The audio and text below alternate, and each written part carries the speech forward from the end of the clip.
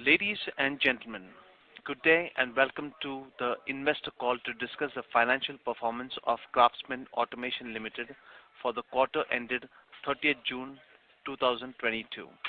As a reminder, all participant lines will be in the listen-only mode, and there will be an opportunity for you to ask questions after the presentation concludes. Should you need assistance during the conference call, please signal an operator by pressing star then 0 on your touch-tone phone. Please note that this conference is being recorded. I now hand the conference over to Mr. Srinivasan Ravi, Chairman and Managing Director of Craftsman Automation Limited. Thank you, and over to you, Mr. Ravi. Good afternoon, everyone. It gives me immense pleasure in welcoming you all for the earnings call for Q1 FY23. We are happy to announce that recently the credit rating of our company got upgraded with A+ stable outlook.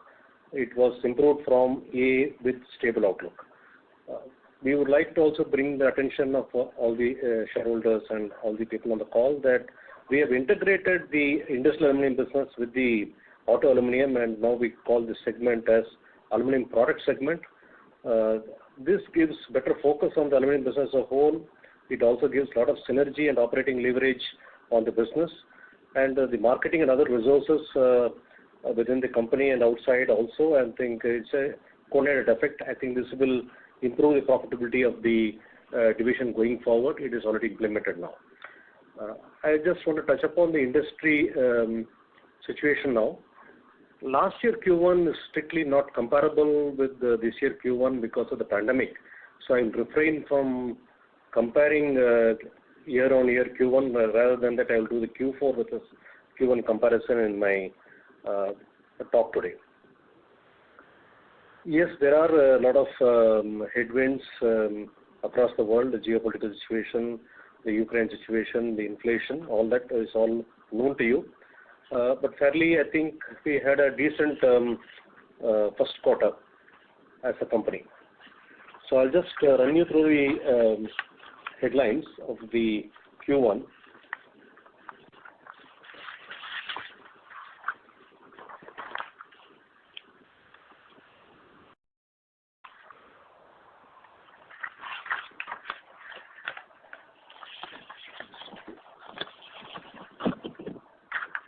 The auto powertrain business Q1 as it was 348 crore. In comparison of Q4, it was 338 crore, a 3% growth. And in the aluminum products, we had 171 crore. And the Q4 was 167 crore, again a 3% growth. On the industrial engineering front, we had 157 crore. This was 150 crore, a 4% growth. So as a whole, we are at 676 crore. Comparably, on Q4, we were at 654 crore, a 3% growth. The segment-wise EBIT on Q1 was 95 crore on the auto powertrain. This was 86 crore on the Q4, and auto aluminum was 20 crore. This was 11 crore. Industrial engineering was 11 crore, slightly lower, of course lower than Q4, it was 20 crore. So totally our EBIT stands at 112 crore. This was Q4 of 105 crore. So thank you very much, and I will just leave the floor open for questions. Thank you. We will now begin the question and answer session. Anyone who wishes to ask a question may press star and 1 on their touch-tone telephone. If you wish to remove yourself from the question queue, you may press star and 2. Participants are requested to use handsets while asking a question. Ladies and gentlemen, we will wait for the moment while the question queue assembles. The first question is from the line of Jinesh Gandhi from Motilal Oswal Financial Services. Please go ahead. Thank you. So, first of all, can you share the value-add numbers for auto powertrain and aluminum business? Yes, I can share with you. The value add for the auto powertrain has been 223 crores. The aluminum products has been 71, and industrial engineering was 58 crores. 8 crores. Okay. Secondly, with respect to the RM cost, when I look at the blended RM cost, it has seen a reduction on QQ basis as percentage of sales. So is that a reflection of stability in commodity prices and the cost pass-through coming through, and hence that's a reduction, or there is something more to that? No, it is a combination of many factors. One is the raw material price has been steadily coming down. Even as we speak, it is coming down. So it is a weighted average which is happening. And the pass-through is also more or less in line with the current situation, which is not, we don't have too much spikes on that. And the product mix also, we are conscious to make more products with more value add as we speak. That is another important point. All three have contributed towards the reduction of consumption of material. Right. And that in turn is also reflecting in margin improvement for powertrain business on QQ basis. That is it's only very marginal improvement from Q4 to Q1. That is also slightly due to the better operating leverage. The top line has also gone up a little. So the powertrain business seemed to have seen almost 200 basis point increase on PBIT margins. So that would be predominantly reflection of the drivers which led to RM cost reduction.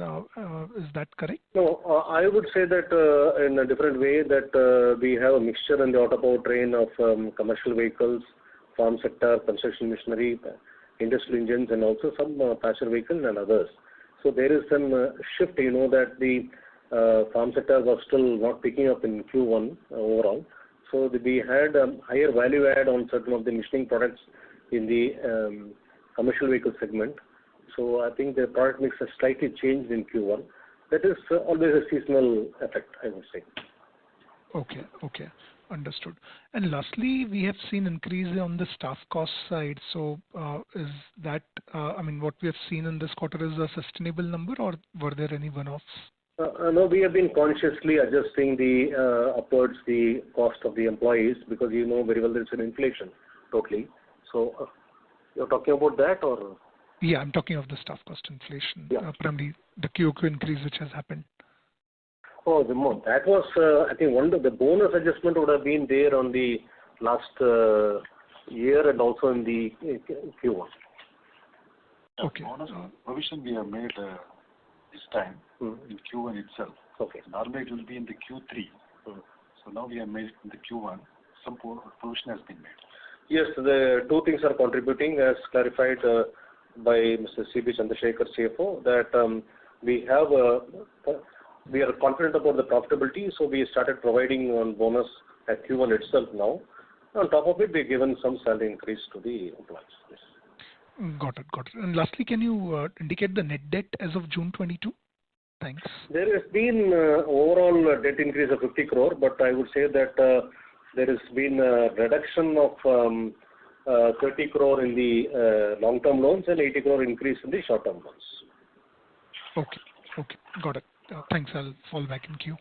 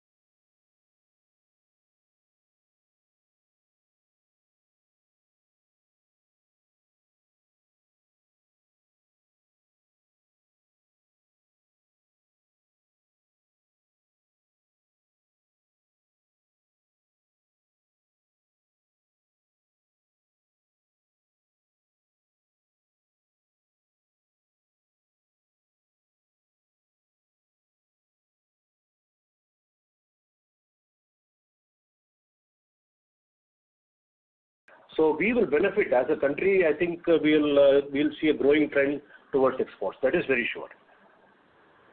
Okay. And within the industrial segment, will it be possible to you to give some color as to which kind of industrial businesses you are seeing more traction, or this is in general a more generic phenomena which is starting to play out? For the other Asian giant was the manufacturing hub for the entire world, but now the policy of the multinational seems to be that the market there is sufficient or too very big enough to absorb the capacity. So for the rest of the world, they are looking at other sources like India to reduce the geopolitical risk. So there we are seeing a lot of opportunity. Okay, got it. And sir, a couple of housekeeping questions. One, what was the overall Daimler revenues that we saw in this quarter? And based on the order wins and company's plans, how much can it ramp up further going ahead? And secondly, obviously you are showing a better growth, a better top line growth. Does that bring any changes to the capex assumptions or the capex guidance that you had given previously? Pardon me, but I don't want to give exact customer-wise sales. But for Brazil Daimler, we have got a cylinder order. We just started last month starting to supply. That will be adding to our Daimler business, which is currently only in the cylinder block for Brazil. So that is going to grow. What was your second question, please? My second question was on capex. You are growing at a faster pace. Does that require any change in your capex guidance? I think last quarter you had talked about 220 to 30 crores. So any change that you envisage on the capex front? We have guided for I think 20% growth on the top line as well as an absolute EBITDA number growth. For that, the 225 crore capex is good enough. If you go beyond that, maybe marginally capex may go up, maybe for capacity balancing or debottlenecking. Got it, sir. Thank you. Thank you and all the best. Thank you. Thank you. Next question is from the line of Abhishek Jain from Dolat Capital. Please go ahead. Congrats for a strong set of numbers, sir. And my first question is related with Powertrain business, where that in this quarter tractor volume was very strong, and that's reflected in the top line and the margin both. So going ahead, as the inventory is quite high in the tractor segment now, so production will be hit. So how is the outlook ahead for this Powertrain business? Q2, we don't see big upsurge, but it is going on similar lines for Q1 as far as Craftsman is concerned. But we are only 15 days into the month now. So I would say that, 3 weeks into the month. So we may get more traction in the coming months. But as of now, I think Q2 looks on similar lines to Q1.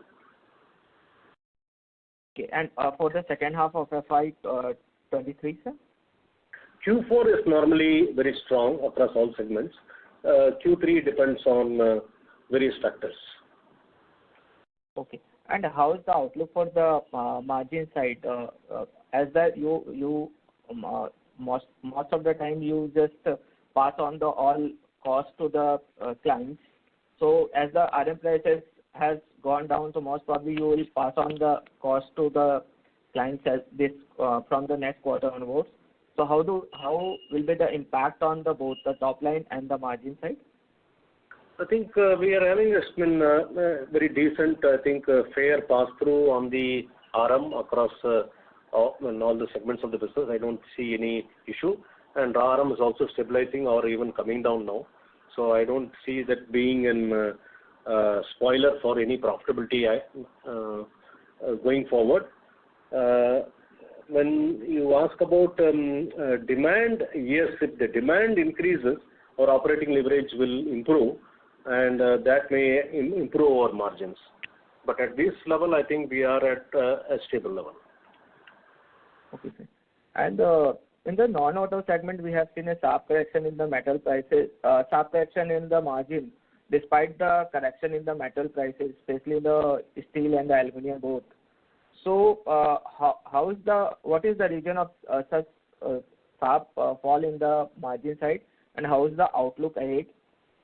If you look at the storage solution, we have grown from say 65 crore in Q4 to 88 crore, whereas the total segment of the business has grown from 150 to 157 because the aluminum portion has been removed and added to the aluminum products. So the other high-end sub-assemblies, there has been a little drop in the sales, 15% drop. So this is one of the reasons the product mix changing has led to more raw material consumption in the storage solution. So it looks artificially that the margin has come down. The margin is stable across the subsegment of the products, but as a segment, yes, I agree that the margin has come down. So storage solution business will also benefit from the fall in the prices of steel. So how is the outlook ahead, and what kind of the volume and the margin guidance for the non-automotive segment? For the industrial engineering, better operating leverage will improve our margins going forward, and in storage solutions, the automated solutions is increasing in the coming quarters. That will also yield better margins compared to the static racking business. Okay, sir. And my last question is on the aluminium casting side. So how was the contribution from two-wheelers versus the four-wheeler in the first quarter, and how is the going ahead for FY23? Our basic purpose of merging the auto aluminum and industrial aluminum also, because the overlap was becoming larger. We are getting more business from the gravity die casting, low pressure die casting from the auto, which was predominantly more used for the industrial engineering segment.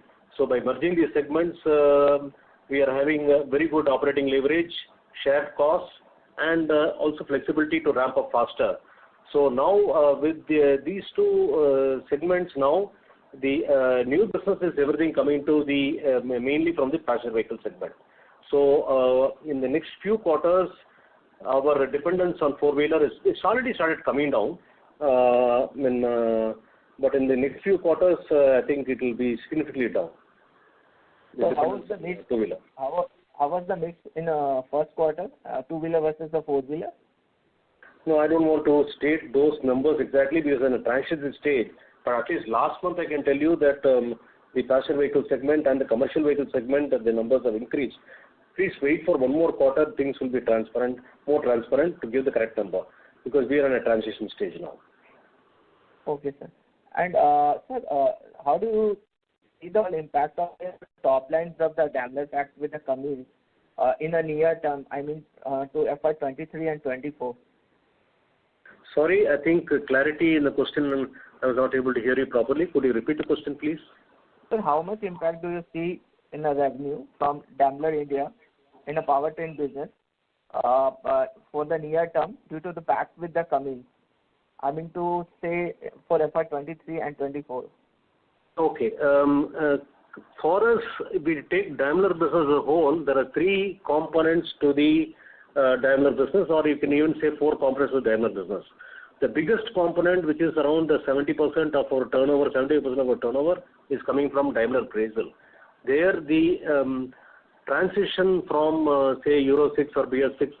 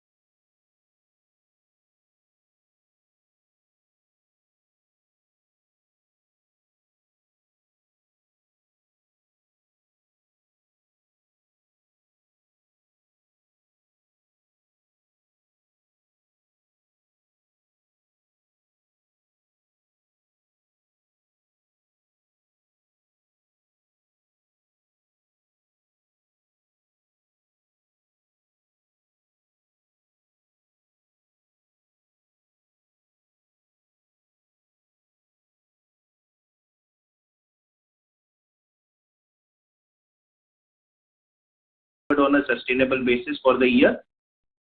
Is that understanding right? Q4, I think by Q4 we'll be restoring the margins equivalent to the last year Q4 with the product mix.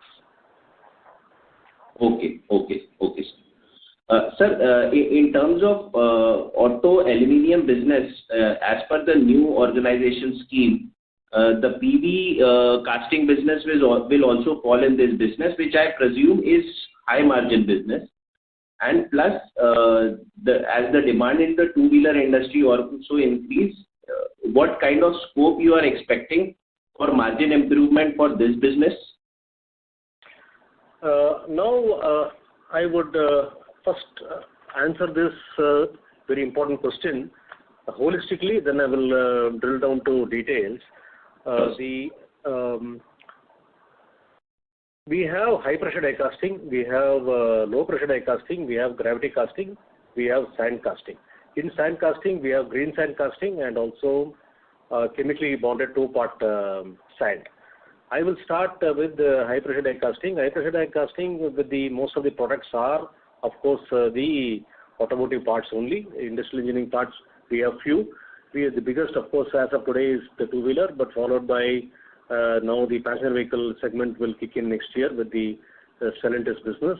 Then we are also having the commercial vehicle business for the high pressure die casting. And we also started to get the farm sector business on the high pressure die casting. Now on the low pressure die casting, it is both automotive and non-automotive industrial engineering business. So it's also there in the low pressure die casting. In gravity, today predominantly we are having mostly almost a 50-50 split between industrial engineering and auto. And in there we are getting more and more business from the auto in the gravity die casting for two reasons. One reason is because of the move towards EV, these alloys are structural parts and more aligned with the industrial engineering aluminum portion of our business, what we see, because these are not traditionally high pressure die casting parts. This alloy cannot be high pressure die cast also. So with this sort of growth happening on the gravity die casting, our margins will improve as a whole, apart from the operating leverage by merging these divisions totally. Okay. Sir, any ballpark expectation if you can share, that will be great, sir. The margins are not, of course, there can be small changes quarter to quarter. I cannot say because of the product mix which is changing. But by on a yearly basis, sir? Pardon? On a yearly basis, what kind of margin would you like to complete the year? We'll be on the similar lines of Q1 for the year. But with if the operating leverage further improves with more order position, I think it may improve also. Okay, fair enough. Sir, just one more small question in terms of data. What would be the capacity utilization levels across the businesses? It is slightly improved. I think, we are closing to 70. Up to 90 we can go. Beyond 85, I think we need to be very careful because some segments we will run out of capacity. It cannot be uniformly across all the plants and across all the lines of business. We can be uniformly 85. So that means when today we are comfortable, I would say. There's still a lot of headroom, and we may end up if not in Q2, at least 1 month in Q3, we may end up utilizing capacity up to 80% is what we see going forward. So we are our performance in Q1 is I would say that is a realistic situation today of the company's performance. Okay. Sir, what is the kind of capex you are expecting for the year? We have looked at for this year growth, we have guided for 20% growth on top line and 20% absolute value of the EBITDA number. For that, maintenance capex and growth capex are new lines of capex. All put together, we estimated 225 crore. You know that our depreciation is around 205 to 208 crore. So even the 225 crore, bulk of it, 150 crore is actually maintenance capex only. So if you see any opportunity which is going beyond the 20-25% growth which we have planned, then we may look at revising marginally the number in Q4, which I don't foresee as of now, as of today. Okay, sir. Sir, my last question is regarding the overall any plans of debt reduction, because with this increase in the debt for this quarter, our debt will be closely touching to 800 odd crores. Overall debt. So overall debt is 780, I think. Absolutely. So yeah. 760 overall debt. So overall our debt has increased by 50 crore, yes, but 80 crore debt has increased in short term for working capital. Long-term debt has already reduced by 30 crore. There are two reasons for the short-term debt. We are holding more inventory days like earlier, but our turnover has also increased. Plus the raw material prices are still high, was high, and now it is coming down. With all these things, our debt will reduce. We expect to reduce debt from this particular point around 100 crore in Q4. Okay. Okay. So total debt you are expecting around 100 crore reduction from these levels. Yes. Okay. Okay. Thank you so much, sir. Thank you. To put the record straight, I will not talk about debt equity, but I'll talk debt to EBITDA. The Q1 number, if you are extrapolating for the full year, debt to EBITDA is 1:1.17, which is improvement from 1.33 for the last year totally. So I think that is a good matrix. And another good matrix for the performance, whether the debt is yielding result or not, we have reduced the creditor number of days and we have taken cash discounts. That is also reflecting in the ROCE. The ROCE is showing annualized basis 26% pre-tax, vis-a-vis 20% for the full year last year. So I think the increased turnover, the number of days of inventory has slightly increased, but but I think the turnover by itself has increased totally. The second point is, of course, the raw material cost portion and the reduction of substantial reduction of 70 odd crore, I think so. 77 crores has been reduced. Creditors. So that is giving us a lot of because we have been our credit rating has improved. Our borrowing percentage cost is much lower now compared to some of our suppliers. So we are getting some discounts, which is adding to our margins. Great, sir. Thank you so much for taking my question, sir. Thank you and all the best, sir. Thank you. Thank you. Next question is from the line of T.S. Vijay Sarthi from Anand Rathi. Please go ahead. Thanks for this opportunity. Just wanted to understand, sir, you said gravity die casting is more preferred. So do you expect that proportion of business to be higher than that of HPDC, LPDC, number one? Does it mean that profitability is higher because there is lesser tooling cost? And how should one look at this? And I'm going to understand even the capex is also very less when you do a more gravity die casting than LPD. Please help me on that. Thank you. Yeah, your last question, there is capex on gravity also, but it's substantially lesser than high pressure die casting. Yes, the value addition on gravity when compared to the pressure die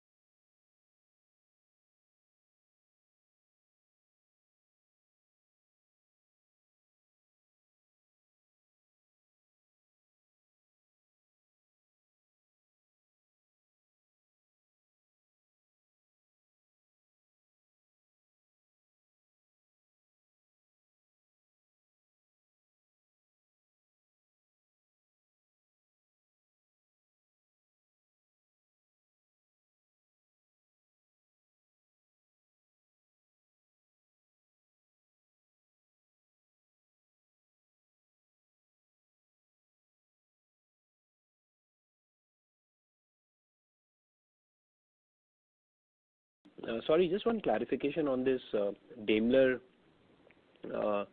engine thing, which will be done by Cummins going forward.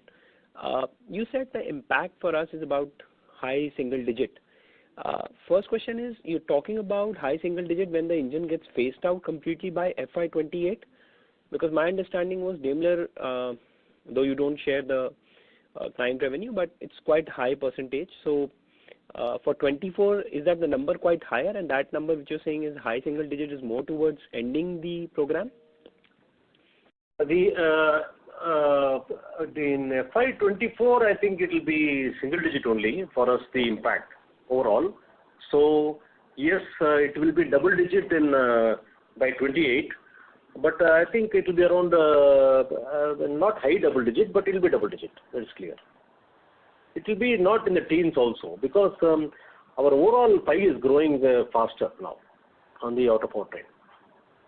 Okay, because when the what Daimler is saying globally on the emission is to start rolling out the program itself from FY26. So I was wondering why FY28 came. So got it. FY28 is when Brazil is likely to move to Cummins engine. Got it, sir. Thank you very much. That's what my question. Thank you.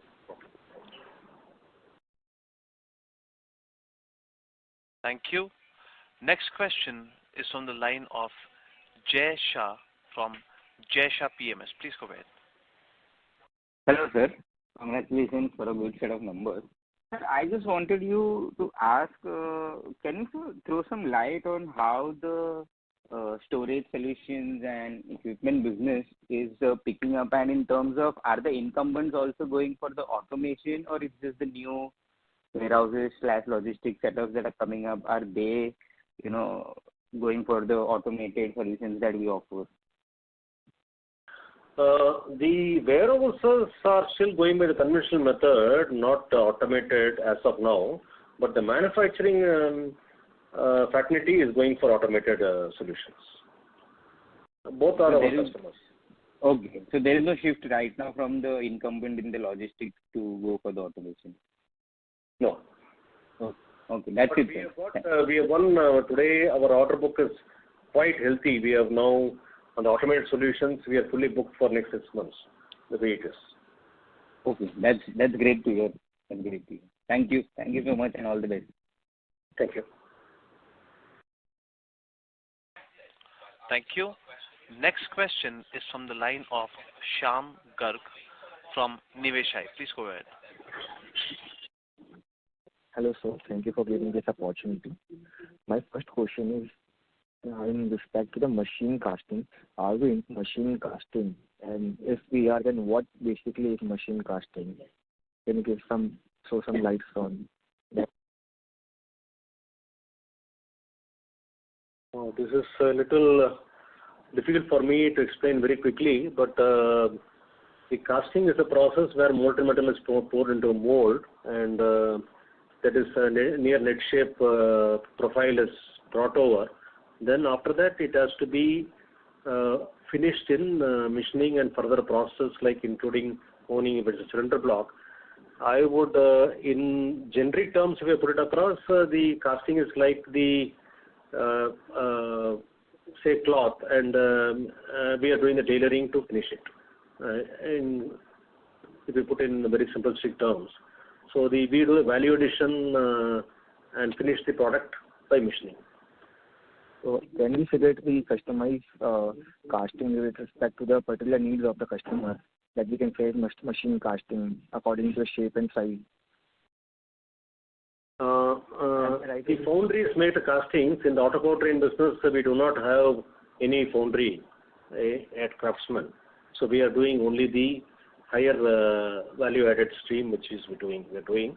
In the aluminum business, we are doing the entire process of die making, casting making, and also the machining. Okay, sir. Thank you. Thank you. Thank you. Next question is from the line of Deepak Poddar from Sapphire Capital. Please go ahead. Yeah, thank you very much, sir, for the opportunity. So just wanted to reconfirm, you mentioned about 100 crores debt reduction in in this year, right? In FY23. Yes. Oh, okay. Fair enough. And sir, regarding your 20% growth in top line and absolute EBITDA, isn't that a little conservative given the low base of first quarter last year? So automatically the growth in this year is quite exorbitant, right? So on an annual basis, 20% growth looks little conservative. Yes, it is conservative. Yeah, I agree. It is conservative. Hopefully, we'll do much better. Okay. Understood. Fair enough. And what's the vision for us for next 2 to 3 years in terms of maybe a growth CAGR or anything on those lines? Yeah, growth CAGR for the next 3-4 years, we'll have a 20%. From year to year, it may change a little. Yes, agreed. But we are very confident about a 20% CAGR. Confident about 20. And ideally, because you're speaking about operating leverage advantage, so ideally your bottom line should grow faster than your top line, right?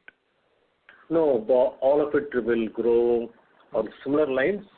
If it's the same, we are also seeing some inflation, right? So some of the operating leverage portion, we may lose out a little of it to the inflation. So in spite of that, I think you're right, little maybe our when the growth is faster, the bottom line may grow faster. Yes. Okay, understood. Fair enough. Yep, that's it from my side. All the very best, sir. Thank you. Thank you. Thank you. Next question is from the line of Pranay Roop Chatterjee from Burman Capital Management. Please go ahead. Good evening to all present. Am I audible? Yes. Great. So my question is more business related. So if we think about seasonality from Q1, Q2, Q3, and then Q4, and then back to Q1 of next year, in normalized situation, right? In terms of macro factors remaining normal, what kind of a trend can we see seasonally? And given the seasonality and the new orders that would kick in over the next 2 to 3 quarters, what kind of a Q1Q growth on the top line can we expect across the divisions till Q4, essentially? Normally, if in the past, if there is any indicator of what it is a 40% split between H1 and 60% to H2. That is normal. But we have seen slightly different trends going, slight changes are happening. But surely Q4 will be the strongest. That is, we are very confident about that. So Q3 normally there is a correction if the market is having some headwinds.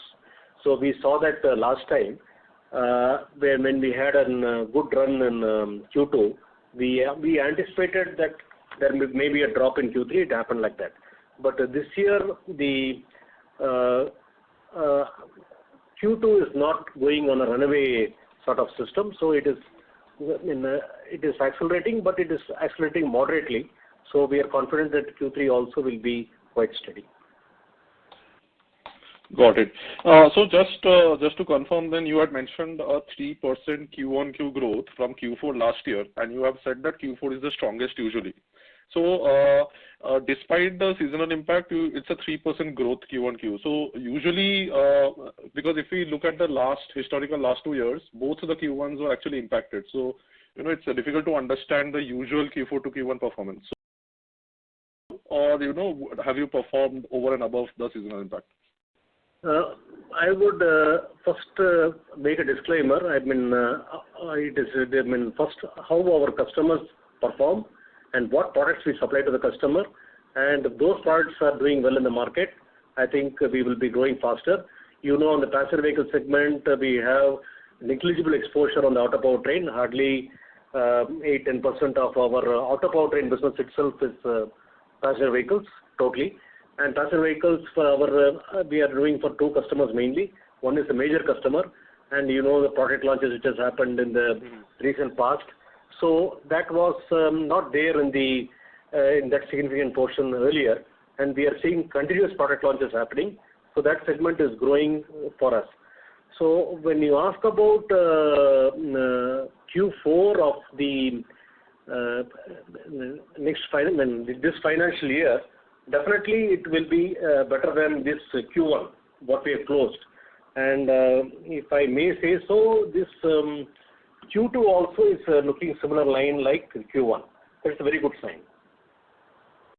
Got it. Okay, and more from a tracking perspective, we know that in your powertrain segment, roughly half is from MHCVs, and over there, Tata Cummins and Daimler are main clients. So again, I'm not looking for exact data points, but the sense we have is that you have a major wallet share with Tata Cummins, who in turn have a major share with Tata Motors. Would that be a fair statement? I'll answer that holistically. See, we are having, you mentioned two customers' names. Yes, Tata Cummins also supplies outside India, their products which we are supplying to them, machining for them.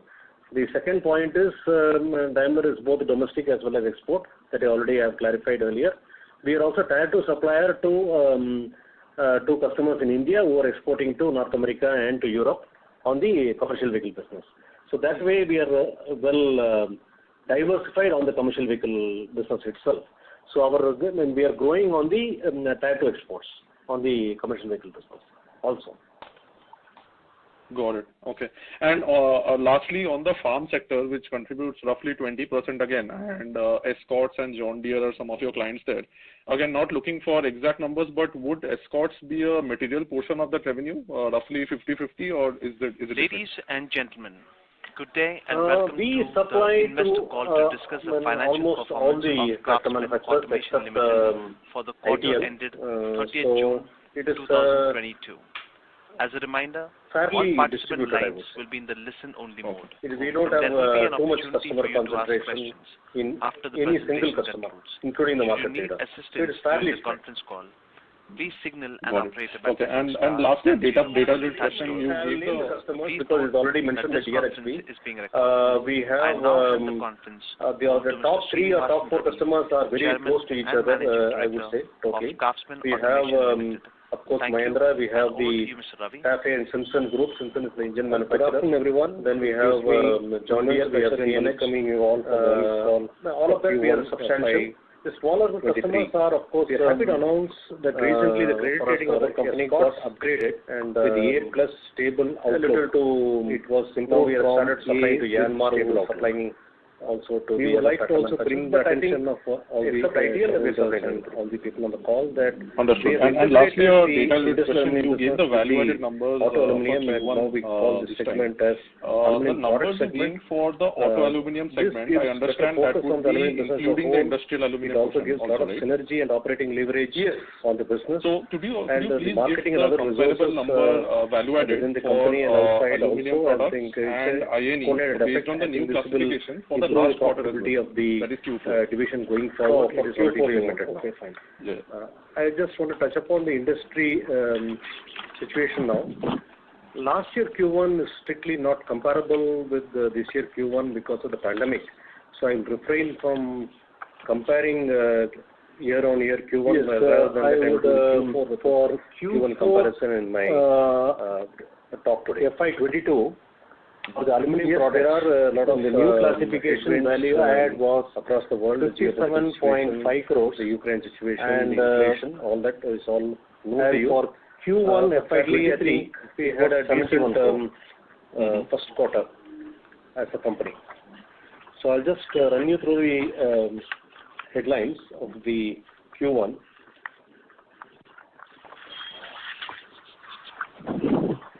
And what would it be for the INE segment?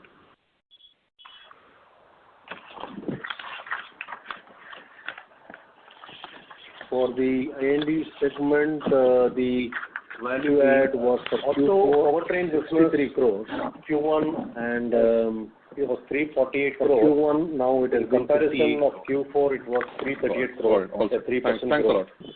And in the aluminum products, we had 171 crores. Thank you.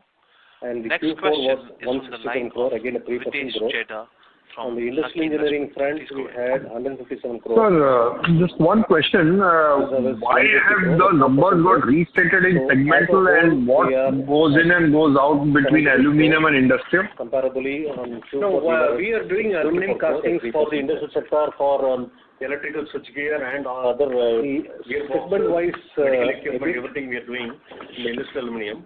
on the Q1 was 95 crores in the especially in the EV sector. And the auto powertrain, most of the parts fitted to the industrial aluminum segment of our business, the new parts coming in. And so we aluminum was 20 crores. Classifying that and mixing this is the problem. This was 11 crores. Anyway, industrial engineering was 11 crores. We just merged it. Slightly lower, of course, lower than Q4. So a part of the aluminum casting which was sitting in industrial and engineering moved to aluminum products. That's how it is, right? Yes, it is a smaller portion. Yes, it is moved to it.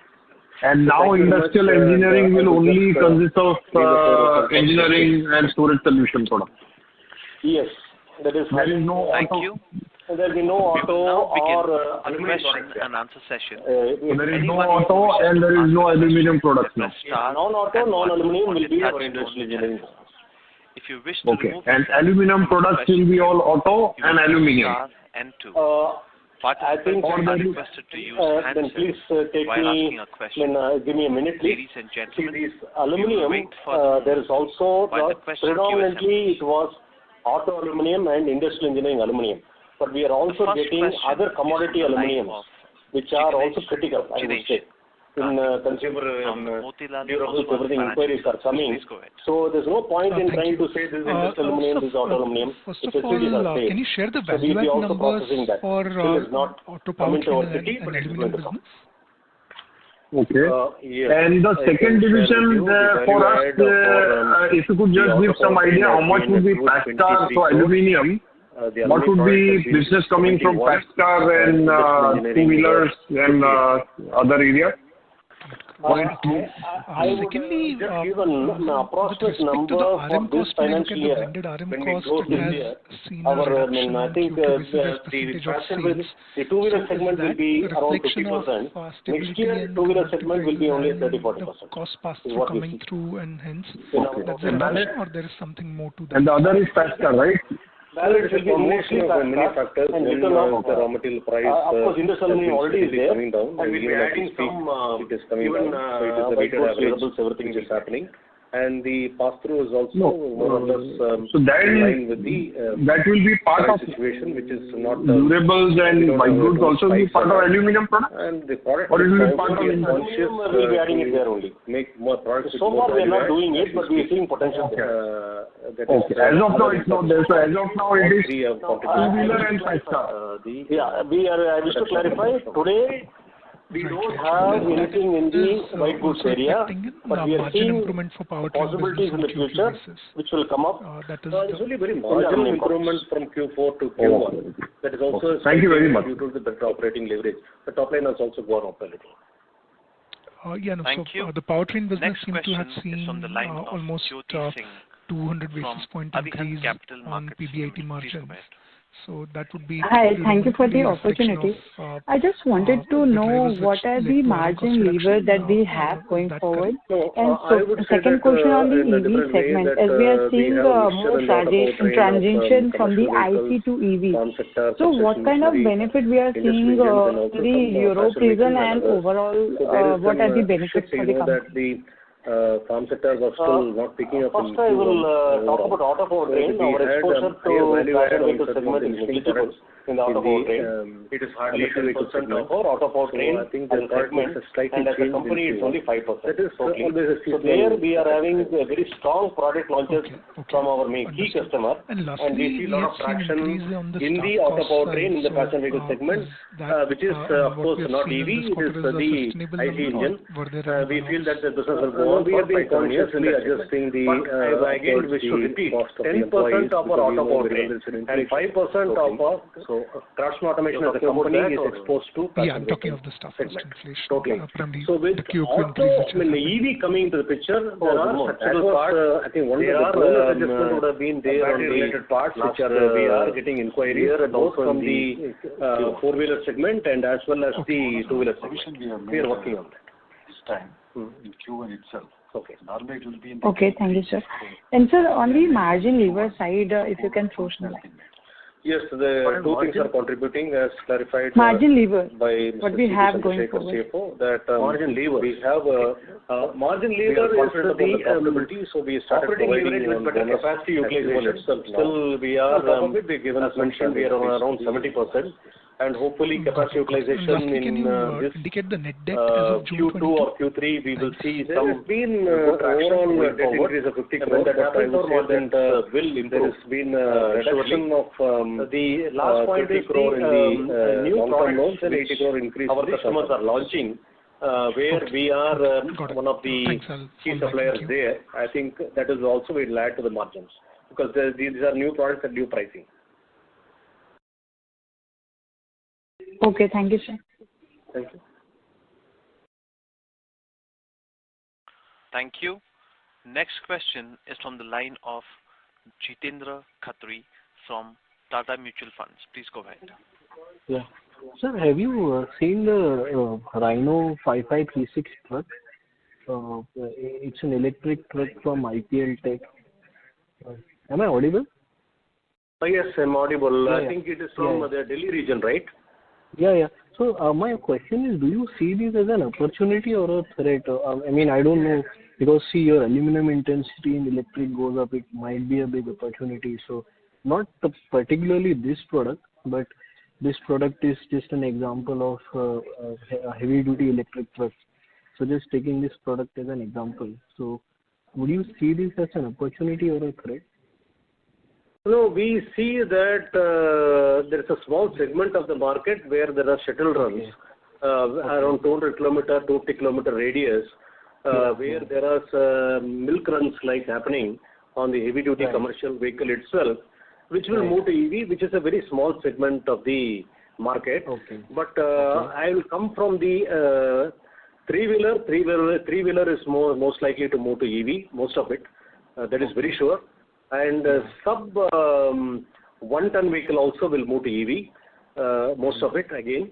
The above 1 ton is a trade-off between CNG and EV, because I think it is today CNG will be winning for the next few years.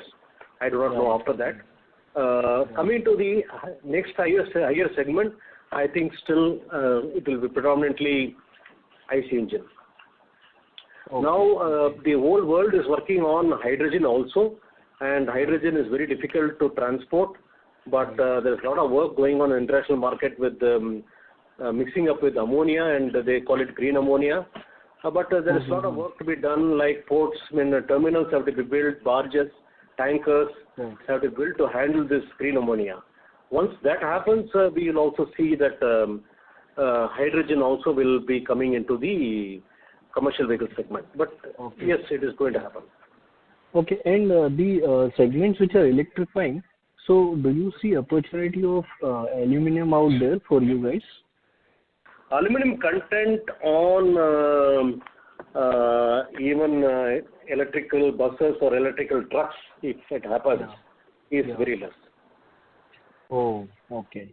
And that by itself is a smaller segment. Today, we see CNG as the way going forward on this matter because of the battery weight, battery cost. The mightier, let us look at the hierarchy. I'll just give one example. What the mobile phone manufacturers, whether it is iPhone or anybody else, they can pay for a chip, and what a passenger car manufacturer can pay for a chip, what they can pay for a battery, what can they pay for a battery for a truck. I think the mobile phone manufacturer can pay more for a battery because the product is sold at a premium cost, whereas a truck cannot pay so much for a premium. These are all rare earths, so there can be price pressures when coming for larger battery subjects. I think we have to wait for solid state batteries, then only we can be able to take a decision how much penetration will be there in the commercial vehicle segment. Okay.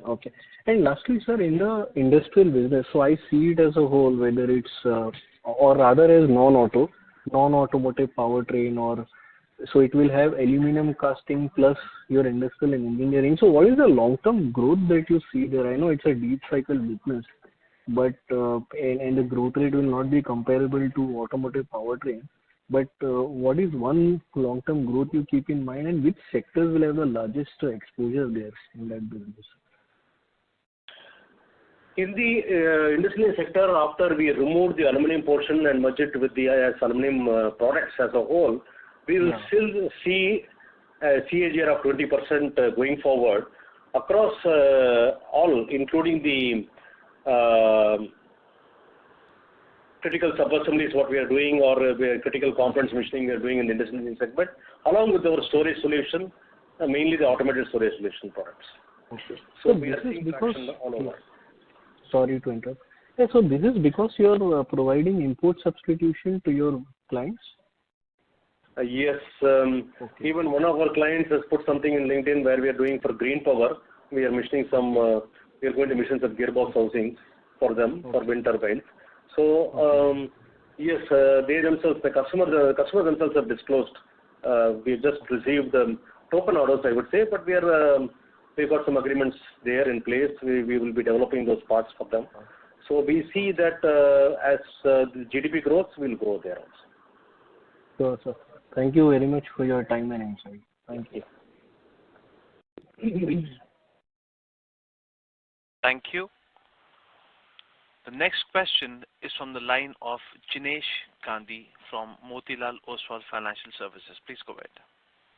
Hi, sir. Can you share the value adds for 1Q FY22, including the revised classification? Can you rephrase the question, please, or repeat the question if you don't mind? The value add for 1Q FY22. 1Q, okay. For which division? All the three. All the three, okay. So we will benefit as a country. I think we'll see a growing trend towards exports. 157. Aluminum products. And within the industrial segment, will it be possible to you to give some color as to which kind of industrial businesses you are seeing more traction, or this is in general a more generic phenomena which is starting to play out? The other Asian giant was the manufacturing hub for the entire world, but now the policy of the multinational seems to be that the market there is sufficient or very big enough to absorb the capacity. So for the rest of the world, they are looking at other sources like India. Thank you very much, all of you, to join this also to reduce the geopolitical. Thank you for so there we are seeing a lot of interesting questions, which will also help. And a couple of housekeeping questions. One, what was the overall Daimler revenues that we saw in this quarter? And based on the order wins and company's plans, how much can it ramp up further going ahead? And secondly, obviously you are showing a better growth and a better top line growth. Does that bring any changes to the capex assumptions or the capex